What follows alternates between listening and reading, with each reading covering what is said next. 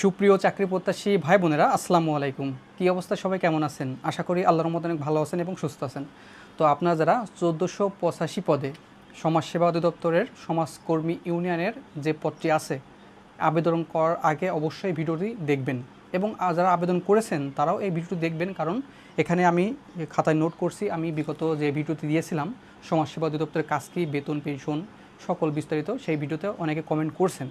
সেই কমেন্টে আমি রিপ্লাই দেবো। এখানে দেখেন অনেকগুলো নোট করছি, এই নোটের ভিতরে এই কমেন্টগুলো আমি উল্লেখ করে দিয়েছি। আর এই ভিডিওর মাধ্যমে আমি কি আপনাদের মাঝে জানিয়ে দিব সেটি আমি শর্ট করে বলি, আরও বিস্তারিত এই ভিডিওতে দেখাবো। সমাজকর্মী ইউনিয়নের পদের কাজ কী, এখানে আবেদনের যোগ্যতা কী লাগে, তারপরে পোস্টিং কোথায় হবে, তারপরে একাধিক পদে আবেদন করা যাবে কি না, এটা কিন্তু খুবই গুরুত্বপূর্ণ। এটা কিন্তু নতুন আরেকটি আপডেট হয়ে গেছে, এটা নিয়ে আরেকটু আলোচনা করব। আবেদন কি শুরু হয়েছে কিনা, পরীক্ষার ফি কত টাকা, বয়স কত লাগে, বিবাহিতরা আবেদন করতে পারবেন কিনা, এখানে সুযোগ সুবিধা, পদোন্নতি, বেতন, পেনশন এগুলো পাবেন কিনা, তাছাড়াও যারা এর আগে একবার আবেদন করেছিলেন সেই বিষয়ে আমি আলোচনা করব। ভিডিওটি কিন্তু খুবই ইনফরমেটিভ হচ্ছে। তো প্রথম থেকে আমি শুরু করছি, সমাজকর্মী ইউনিয়ন পদের কাজ কী। সমাজকর্মী ইউনিয়নের এই পদের কাজ হচ্ছে আপনার প্রান্তিক পর্যায়ে যেখানে দরিদ্র, অসহায়, প্রতিবন্ধী, বয়স্ক এবং বিধবা ব্যক্তিদের আপনার খোঁজ করা, তাদের আর্থিক অনুদান করা, তাদের সহযোগিতা করা, এই হলো সমাজকর্মী ইউনিয়নের কাজ। এটা কিন্তু মাঠ পর্যায়ে যে আপনার কাজ করতে হবে, তাদেরকে নোট করতে হবে তারা আসলে এই ভাতা বা আর্থিক অনুদানটি পাওয়ার যোগ্য কিনা, সেটা কিন্তু আপনার সিলেক্ট করতে হবে। সোজা কথায় সমাজকর্মী ইউনিয়নের কাজ হচ্ছে আপনার যে উপজেলায় পোস্টিং দিবে সেই উপজেলার প্রত্যেকটা প্রান্তিক গ্রামে গ্রামে যে বা প্রত্যেকটা ইউনিয়নে গিয়ে আপনার এই যে প্রতিবন্ধী, বয়স্ক, তারপরে বিধবা, এইগুলোকে সিলেক্ট করা, তাদেরকে আর্থিক অনুদান করা, তাদেরকে ভাতা প্রদান করা এবং তাদেরকে পুনর্বাসনের কাজ করাই আপনার কাজ হচ্ছে। ঠিক আছে। তাছাড়াও কিন্তু এখানে বয়স্ক, বিধবা এবং প্রতিবন্ধীদের জন্য আলাদাভাবে আপনার কার্ড দেওয়া হয়। সেই কার্ডটি কিন্তু এই সমাজকর্মী ইউনিয়নের দ্বারাই এটি দেওয়া হয়। আর অনেকে প্রশ্ন করেন, ভাইয়া এই যে সমাজকর্মী ইউনিয়নের এক্সট্রা বেনিফিট বা এখানে কোনো আপনার আউট ইনকামের সুযোগ আছে কি না।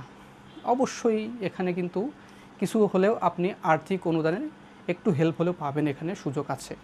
তো আপনাদেরকে আরেকটি ইনফরমেশন আমি দিয়ে দিই, আপনারা যখন মাঠ পর্যায়ে যাবেন তখন আপনাদের কিন্তু যাতায়াত ভাতা, আপনার টিফিন এইগুলো কিন্তু দেওয়া হয়।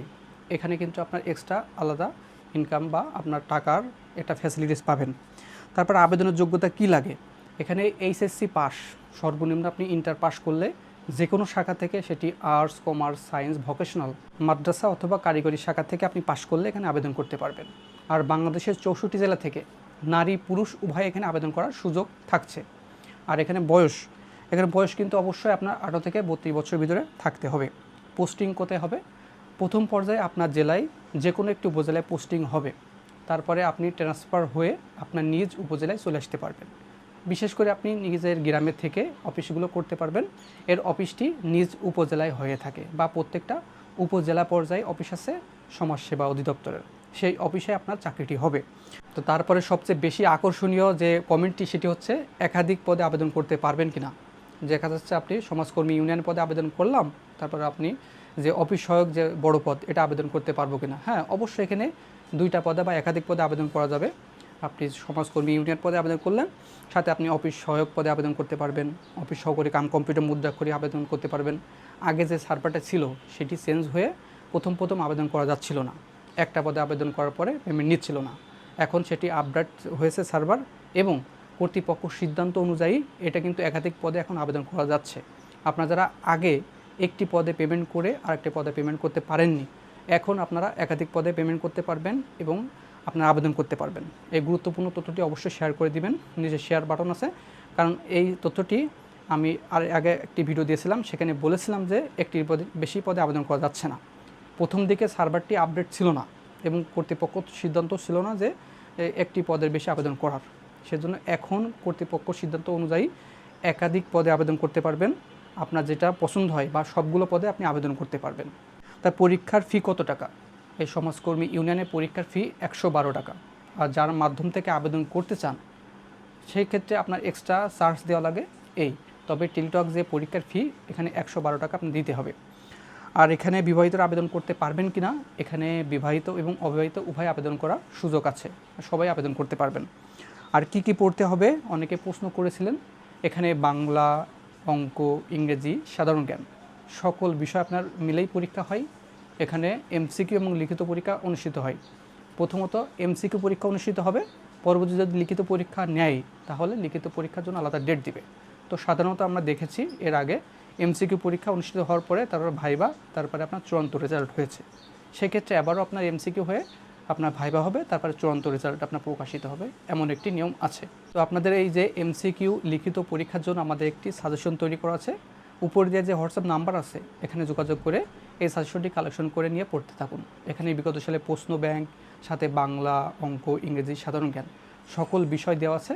এটি কালেকশন করে পড়লে আশা করা যায় এখান থেকে অনেকগুলো প্রশ্ন কমন পাবেন। আর পরীক্ষা কোথায় হবে, তো এটি অনেকেই বলতেছেন জেলা পর্যায়ে হবে, আবার অনেকেই বলছে ঢাকা শহরে হতে পারে। তো আমার ব্যক্তিগত মতামত হচ্ছে এই সকল পদের পরীক্ষাটি ঢাকার বিভিন্ন কেন্দ্রে অনুষ্ঠিত হতে পারে, আর এখানে জেলা পর্যায়ে হওয়ার সম্ভাবনা খুবই কম আছে। তো আপনি মনে মনে একটা প্রিপারেশন নেবেন যে আপনার এই পরীক্ষাটি ঢাকায় এসে দিতে হতে পারে। আর যদি জেলা পর্যায়ে হয়ে থাকে তো জেলা পর্যায়ে তো দিলেনই, তবে আগের থেকে আপনি প্রিপারেশন নেবেন যে আপনি এই পরীক্ষাটি ঢাকায় এসে দিতে হতে পারে, ঠিক আছে।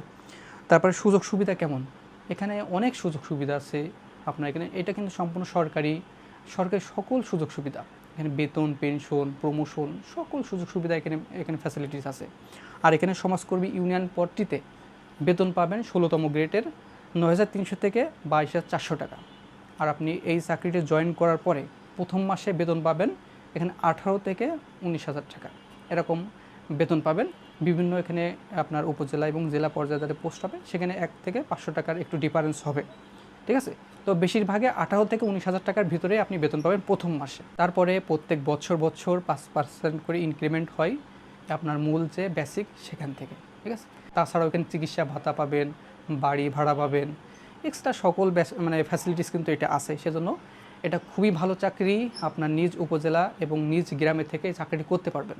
যারা আবেদন করেননি দ্রুত সহকারে আবেদন করে নেবেন এবং ভালো করে প্রিপারেশন নেবেন। আর এখানে সকল জেলা থেকে আবেদন করা যাবে কিনা, এখানে বাংলাদেশের 64 জেলা থেকে আবেদন করতে পারবেন, ঠিক আছে। বাংলাদেশের 64 জেলা এবং প্রত্যেকটা উপজেলা থেকে আপনারা আবেদন করতে পারবেন।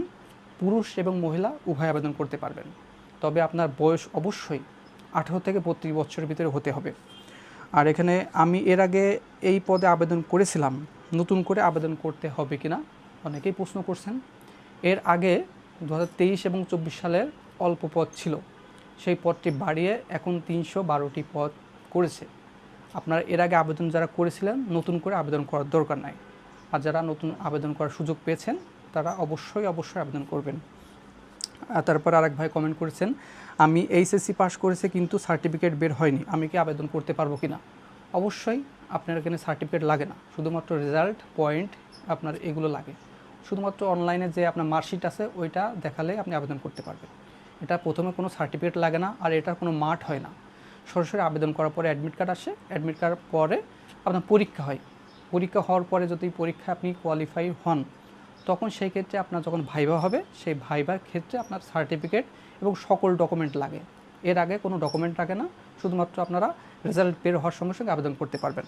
তারপরে আরেক ভাই প্রশ্ন করেছেন, আগের আবেদন কপি ডাউনলোড করতে পারছি না, এখন এরর দেখায় কি করব। এটা হচ্ছে নতুন সার্ভার, 2026 সালের যে পুনরায় সার্কুলার দিয়েছে এটা নতুন সার্ভারে আপলোড করা আছে।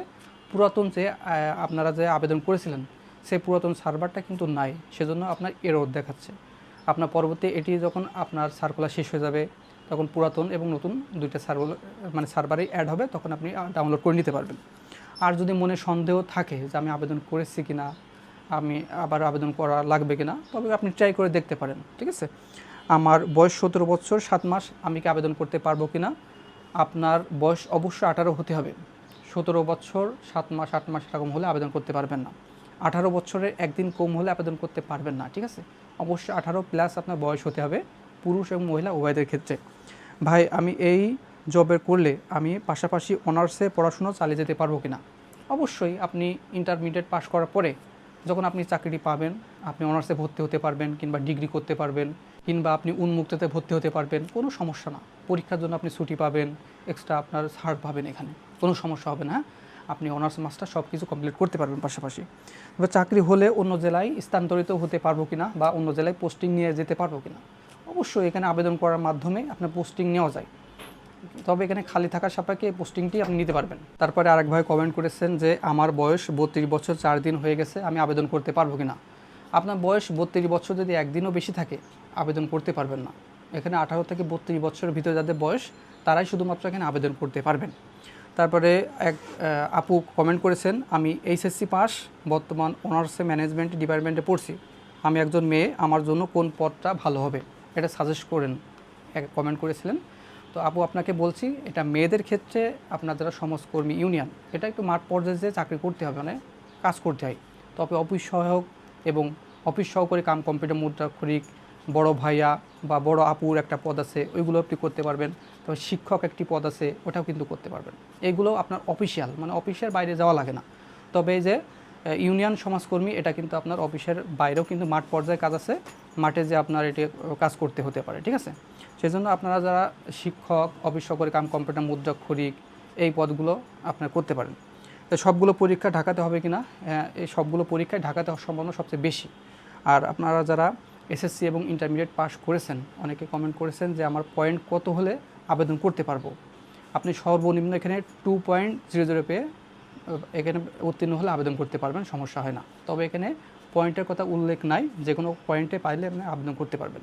তো এই ছিল ইউনিয়ন সমাজকর্মী পদের A to Z আপনাদের মাঝে আলোচনা করার চেষ্টা করলাম। এই বিষয়ে যদি আর কোনো কিছু তথ্য জানার থাকে অবশ্যই এই ভিডিও কমেন্ট বক্স আছে, সেখানে কমেন্ট করবেন। আর এখানে আপনারা একাধিক পদে আবেদন করতে পারবেন কিনা এটা অনেকে প্রশ্ন করছেন। হ্যাঁ, এখানে একের অধিক আবেদন করতে পারবেন, কোনো সমস্যা নাই। আপনারা যারা সমাজকর্মী ইউনিয়নে আবেদন করছেন তারা অফিস সহকারে আবেদন করতে পারবেন, বড় ভাইয়া বড় আপু আবেদন করতে পারবেন। তাছাড়াও এখানে অফিস সহকারী কাম কম্পিউটার মুদ্রাক্ষরিক এই পদগুলোতে আবেদন করতে পারবেন, সমস্যা নাই।